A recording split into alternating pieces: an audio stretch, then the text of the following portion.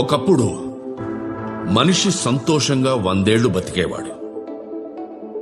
ఇప్పుడు 30 ఏళ్లకే బీపీ, షుగర్లు, 40 ఏళ్లకి హార్ట్ అటాకులు, 50 వస్తే ఏం జరుగుతుందో అన్న భయం. దీనికి కారణం ఎరువులు, పురుగు మందుల పేరుతో విషప్రయోగం జరుగుతోంది. వేసిన మందంతా ఏమవుతోంది? పంటలో ఉండిపోతుంది, భూమిలో ఇంకిపోతుంది, వానొస్తే వాగుల్లో కలిసిపోతుంది.